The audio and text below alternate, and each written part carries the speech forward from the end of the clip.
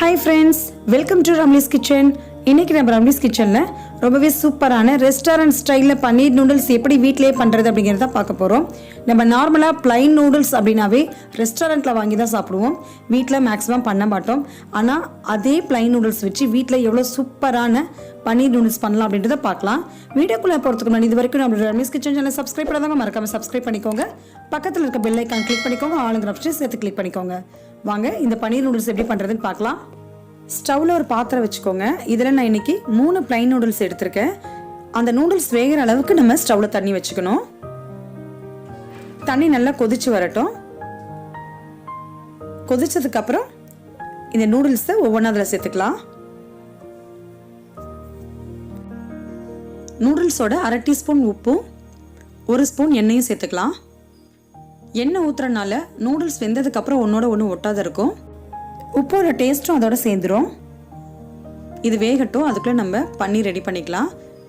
ஒரு பேனில் 2 table spoon வெண்ணெய் சேர்த்துக்கோங்க. வெண்ணெய் நல்லா உருகி வந்துடட்டும். 200 கிராம் பன்னீர் கட் பண்ணி வச்சுருக்கேன்.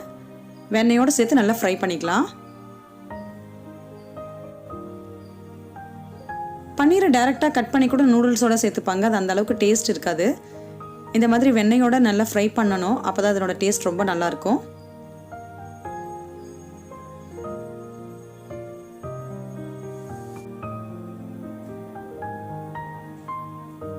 நல்லா கலர் மாற அளவுக்கு நம்ம ஃப்ரை பண்ணணும். நல்லா சாஃப்டாக வந்துருச்சு பாருங்க. இதுவே நல்லா டேஸ்ட்டாக இருக்கும். பன்னீர் இன்னும் டேஸ்ட்டாக வரணும்னு நீங்கள் நினச்சிங்கன்னா அதோட ஒரு 1/4 டீஸ்பூன் உப்பும் 1/4 டீஸ்பூன் மிளகாத்தூளும் சேர்த்துக்கோங்க. இதை ஸ்டார்டிங்லேயே சேர்த்துக்கலாம். அந்த மாதிரி பண்ணோம்னா மிளகாத்தூளோட கலர் மாறிடும். அதுக்காக தான் நம்ம கடைசியாக இறக்கிறதுக்கு முன்னாடி சேர்த்துக்கிறோம். அவ்வளோதான், பன்னீர் ரெடி ஆயிடுச்சு. இப்போ நம்ம நூடுல்ஸை வெந்துருச்சான்னு பார்க்கலாம்.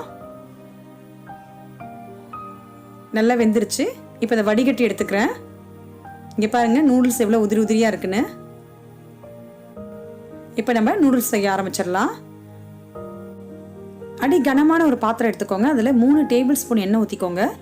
எண்ணெய் நல்லா காஞ்சதுக்கப்புறம் பெரிய வெங்காயம் நீட்டு வாக்கு நறுக்கி ஒன்று சேர்த்துக்கோங்க. எண்ணெயில் வெங்காயம் நல்லா வதக்கிடணும். இதோட பொடியாக நறுக்கின பூண்டு 2 பல் சேர்த்துக்கோங்க. பூண்டும் வெங்காயமும் நல்லா வதங்கணும். இப்போ வெஜிடபிள்ஸ்லாம் சேர்க்க ஆரம்பிச்சிடலாம். Carrot 1 cup, beans 1 cup, cabbage 1 cup, capsicum ஒரு 1/2 எடுத்திருக்கேன். ஃப்ரெஷ் பீஸும் 1/2 கப் எடுத்திருக்கேன். வெஜிடபிள்ஸ் எல்லாத்தையும் நல்லா மிக்ஸ் பண்ணிக்கோங்க. இதுக்கு தேவையான அளவுக்கு மட்டும் சால்ட் ஆட் பண்ணிக்கோங்க.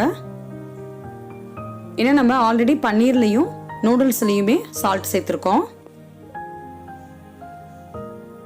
இதோட ஸ்ப்ரிங் ஆனியன் கொஞ்சம் சேர்த்துக்கலாம். பாதி இப்போ சேர்த்துக்கோங்க. மீதி பாதியை கார்னிஷ்க்கு வச்சுக்கலாம். இன்னைக்கு நான் இதில் சில்லி பவுடர் சேர்க்க போறதில்ல. காரத்துக்கு பெப்பர் தான் சேர்க்க போறேன். 1 ஸ்பூன் அளவுக்கு பெப்பர் பவுடர் சேர்த்துக்கலாம். எல்லா பக்கமும் பெப்பர் ஸ்ப்ரெட் ஆகிற அளவுக்கு நல்லா மிக்ஸ் பண்ணிக்கோங்க. 1/4 டீஸ்பூன் சுகர் ஆட் பண்ணிக்கோங்க. உப்பு, காரம், இனிப்பு எல்லாம் கலந்தாதான் இது நல்லா இருக்கும். ஸோ சுகர் வந்து ரொம்பவே கம்மியாக சேர்த்துக்கோங்க. சோயா சாஸ் 1 ஸ்பூன் சேர்த்துக்கிறேன். நான் டார்க் சோயா சாஸ் எடுத்திருக்கேன், அதனால 1 ஸ்பூன் சேர்த்துக்கிறேன். நீங்கள் லைட்டாக இருக்கிற சோயா சாஸ் சேர்த்துக்கிட்டீங்கன்னா 2 டேபிள் ஸ்பூன் சேர்த்துக்கோங்க.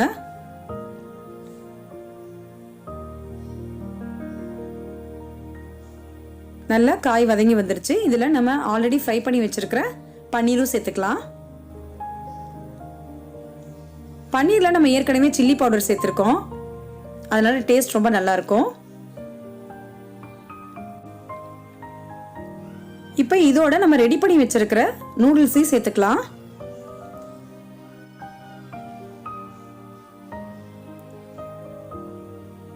எல்லா வெஜிடபிள்ஸும் நூடுல்ஸோட மிக்ஸ் ஆகணும். இப்போ ஸ்டவ் நீங்கள் ஃபுல் ஃப்ளேமில் வச்சுக்கோங்க. உதிரி உதிரியாக வரும், அதுக்காக தான் ஃபுல் ஃப்ளேமில் வச்சு மிக்ஸ் பண்ணிக்க சொல்கிறேன்.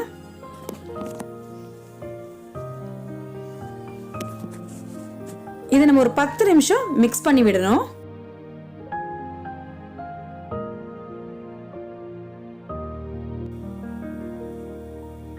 லாஸ்ட்டாக 10 மினிட்ஸ் நம்ம மிக்ஸ் பண்ணுறது ஃபுல் ஃப்ளேமில் வச்சு பண்ணணும்.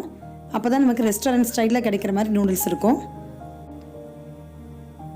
இறக்கிறதுக்கு முன்னாடி மீதி இருக்கிற ஸ்ப்ரிங் ஆனியனை வச்சு நம்ம கார்னிஷ் பண்ணிக்கலாம். இதே மெத்தடில் தான் எல்லா நூடுல்ஸுமே பண்ணணும். சிக்கன் நூடுல்ஸாக இருந்தாலும் சரி, மஷ்ரூம் நூடுல்ஸாக இருந்தாலும் சரி. இதில் நீங்கள் வெஜிடபிள்ஸ் நூடுல்ஸாக இருந்தால் இந்த பன்னீர் மட்டும் அவாய்ட் பண்ணிட்டு மீதியை சேர்த்துனீங்கன்னா ரொம்பவே நல்லாயிருக்கும். இது சாப்பிட்றதுக்கு ரொம்பவே டேஸ்ட்டாக இருந்தது. நீங்களும் இதே மாதிரி வீட்டில் ட்ரை பண்ணி பாருங்கள். ட்ரை பண்ணி பார்த்துட்டு எப்படி இருந்துச்சுன்னு எனக்கு கமெண்ட் பண்ணுங்கள். இந்த வீடியோ உங்களுக்கு பிடிச்சதுனால் லைக் பண்ணுங்கள், உங்கள் ஃபேமிலி அண்ட் ஃப்ரெண்ட்ஸ்க்கு ஷேர் பண்ணுங்கள்.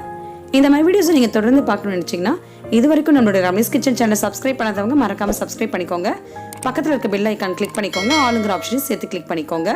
அப்போ தான் இந்த மாதிரி புது புது வீடியோக்கெல்லாம் உங்கள் மொபைல் தேடி வந்து சேரும். தேங்க்ஸ் ஃபார் வாட்சிங்.